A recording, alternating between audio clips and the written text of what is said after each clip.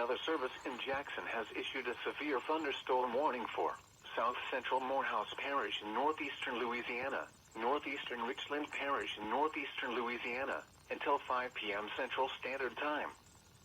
At 4:01 p.m. Central Standard Time, a severe thunderstorm was located over Rayville, moving northeast at 65 miles per hour. Hazard, 60 miles per hour wind gusts and quarter-size hail. Source, radar indicated. Impact, hail damage to vehicles is expected. Expect wind damage to roofs, siding, and trees. This severe thunderstorm will be near Holly Ridge around 4:05 p.m. Central Standard Time. For your protection, move to an interior room on the lowest floor of a building.